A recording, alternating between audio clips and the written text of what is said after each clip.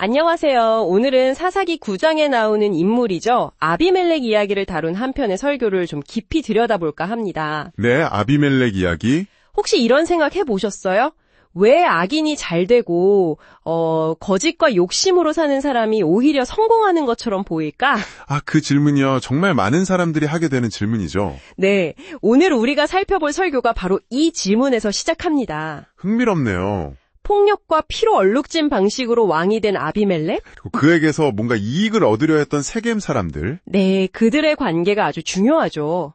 이들의 이야기를 통해서 설교는 이런 혼란스러운 현실 속에서도 하나님이 정말 세상을 다스리시는지, 또 그분의 통치가 어떻게 이루어지는지에 대한 통찰을 제시합니다.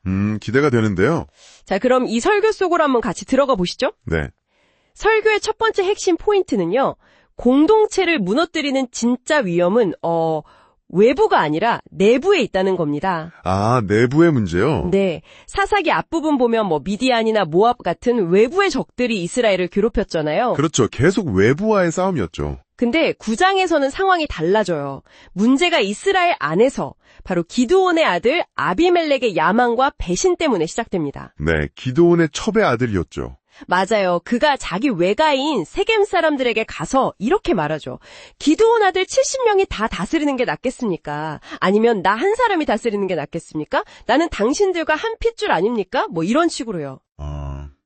그 말에 세겜 사람들이 넘어가죠. 그것도 그냥 넘어가는 게 아니라 바알부리 신전, 그러니까 그 지역 이방 신전의 은 70세겔을 아비멜렉에게 줘요. 맞아요. 돈까지 주면서 지지한 거죠. 그리고 아비멜렉은 그 돈으로 설교 표현을 빌리면 경박하고 방탕한 불량배들을 모아서 자기 형제 70명을 그것도 한 바위 위에서 아주 계획적으로 잔인하게 살해합니다. 정말 끔찍한 일이죠. 여기서 설교가 강조하는 건 바로 이 내부의 죄, 개인의 야망과 이기심, 그리고 그걸 또 이용하고 부추기는 세력이 외부의 어떤 군대보다 훨씬 더 파괴적일 수 있다는 점입니다. 환경 탓만 할 게 아니라는 거군요. 그렇죠. 자꾸 외부 환경이나 남 탓을 하게 되는데 사실은 내 안의 문제, 우리 공동체 안의 문제를 먼저 봐야 한다는 거죠. 혹시 당신은 지금 어떤 외부 환경 때문에 힘들어하고 계신가요? 어쩌면 그 때문에 정말 들여다봐야 할 내면의 문제는 놓치고 있지 않은지 한번 돌아볼 필요가 있다는 메시지 같아요. 네, 중요한 지적인 것 같습니다. 그리고 두 번째로 설교는 이 아비멜렉의 악행이 그냥 갑자기 툭 튀어나온 게 아니라고 봐요. 아버지 기드온 세대의 문제와 깊이 연결되어 있다는 거죠. 아버지 기드온이요? 네, 처음엔 정말 겸손했던 영웅 기드온이 전쟁에서 이긴 후에 좀 교만해졌잖아요. 금으로 에봇을 만들어서 백성들을 우상숭배 비슷하게 만들고. 맞아요. 그 에봇이 결국 올무가 되었다고 성경에도 나오죠. 그리고 또 세력을 과시하려고 아내를 많이 두고 첩도 두고. 아비멜렉의 어머니도 그 첩 중 한 명이었고요. 가정이 굉장히 불안정했던 거죠. 네, 설교는 바로 그 점을 날카롭게 지적합니다. 아버지의 삶의 문제가 아들에게 구체적으로 어떻게 영향을 미쳤는지를요. 어떻게요? 예를 들면 기드온이 보였던 그런 우상숭배적인 경향이 있잖아요. 그게 아들 아비멜렉이 이방 신전의 돈으로 왕이 되려는 모습으로 이어지고 연결이 되네요. 또 기드온의 그 불안정했던 가정 환경이 아들 아비멜렉으로 하여금 형제들을 잠재적인 경쟁자나 위협으로 여기게 만들어서 결국 살해하게 되는 비극으로 이어졌다는 분석이죠. 듣고 보니 그러네요.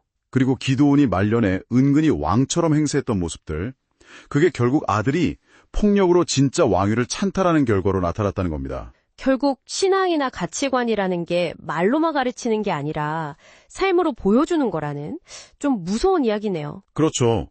그래서 설교는 우리에게도 묻는 것 같아요. 당신은 다음 세대에게 삶으로 무엇을 보여주고 있습니까? 하고 말이죠. 물론 이 어두운 죄의 연결고리 속에서도 소망은 있습니다. 설교는 예수 그리스도 안에서 이 죄의 사슬을 끊을 수 있다는 희망을 함께 제시하죠. 네, 소망이 있다는 게 중요하죠. 자, 이제 세 번째 핵심으로 넘어가 볼까요? 결국 아비멜렉과 그를 도왔던 세겜 사람들 사이는 어떻게 됐나요? 예상대로 파국으로 치닫죠. 서로를 믿지 못하고 배신하고 심지어 약탈까지 합니다. 네, 그런데 설교는 이걸 그냥 인간들의 배신극으로만 보지 않는다는 거죠. 맞습니다. 여기서 아주 흥미로운 해석이 나오는데 하나님께서 그들 사이에 악한 영을 보내셨다고 표현해요. 악한 영이요? 네, 그러니까 서로 불화하고 분열하게 만드는 그런 기운을 하나님이 허용하셔서 결국 그들 스스로 무너지게 만드셨다는 관점이에요. 아, 하나님이 직접 심판하신 게 아니라 그들 안에 악을 통해서 스스로 망하게 하셨다는 거군요. 그렇죠. 하나님께서 악을 즉시 벌하지 않으실 때도 있다는 거예요.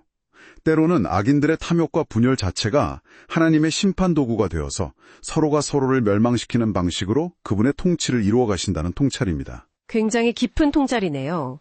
그래서 아비멜렉이 세겜을 아주 잔인하게 멸망시키지만 정작 자신도 얼마 못 가서 데베스라는 성을 공격하다가 한 이름 없는 여인이 던진 맷돌 조각에 맞아서 정말 비참하게 죽잖아요. 네, 허무한 죽음이죠. 설교는 바로 사사기 9장 마지막 부분 56절과 57절 말씀을 인용해요. 아비멜렉이 그의 형제 70명을 죽여 자기 아버지에게 행한 악행을 하나님이 이같이 갚으셨고 또 세겜 사람들의 모든 악행을 하나님이 그들의 머리에 갚으셨으니 이 구절들을 통해 하나님의 심판은 더뎌 보여도 반드시 임하고 하나님은 모든 것을 기억하시고 결국 바로잡으신다는 것을 강조합니다. 마치 악이 또 다른 악을 심판하는 도구가 되는 것 같네요. 네, 요한계시록에 나오는 구조와도 비슷하다고 설교는 짚어줍니다. 중요한 건 우리가 그걸 깨닫든 못 깨닫든 하나님의 통치는 계속되고 있다는 사실이죠. 그렇군요. 이 아비멜렉 이야기가 수천 년 전 이야기지만 설교는 이게 오늘 우리 현실과도 무관하지 않다고 지적한다면서요. 맞습니다. 권력을 탐하고 자기 이익을 위해서 혈연이나 지연 같은 관계를 이용하고 진실이나 정의보다는 눈앞에 이익을 주는 그런 리더십의 모습들. 이런 게 사실 오늘날에도 여전히 보인다는 거죠. 네. 그래서 설교도 우리에게 근본적인 질문을 던집니다. 우리는 지금 누구를 우리의 왕으로 세우고 있는가? 아, 정말 중요한 질문인데요. 그리고 바로 이 지점에서 설교는 아비멜렉이라는 거짓된 왕과 완전히 대조되는 참된 왕을 지시합니다. 바로 예수 그리스도시죠. 아비멜렉과의 대조라 어떤 점들이 다른가요? 형제들을 죽이고 왕이 된 아비멜렉과는 달리 예수님은 형제들, 바로 우리를 살리기 위해 자기 목숨을 내어주셨죠. 그렇죠. 또 아비멜렉은 이방 신전에 더러운 돈으로 피를 흘렸지만 예수님은 자신의 거룩한 피로 우리를 사셨습니다. 폭력과 자기 욕망으로 다스린 아비멜렉과 달리 예수님은 사랑과 희생으로 섬기셨고요. 네. 결정적으로 이름 없는 여인이 던진 돌에 허망하게 죽은 아비멜렉과 달리 예수님은 죽음을 이기고 부활하셔서 영원한 승리를 보여주셨습니다. 정말 완벽한 대조네요. 네. 그럼 설교는 마지막으로 우리 청취자들, 아니 우리 모두에게 다시 한번 직접적으로 묻는 거겠군요. 당신의 삶의 왕은 누구입니까? 하고 말이죠. 맞습니다.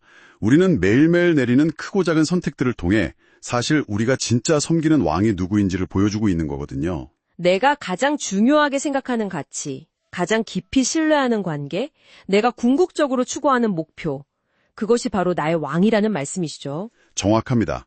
아비멜렉이 세운 나라는 결국 그렇게 처참하게 무너졌지만 예수 그리스도의 나라는 영원하다고 설교는 선언합니다. 네. 당신의 삶이라는 그 왕좌에 지금 누가 앉아 있습니까? 오늘 이 설교가 제시하는 그 참된 왕께 당신의 삶의 주권을 온전히 내어드리는 것에 대해 한번 깊이 생각해 보시면 어떨까요?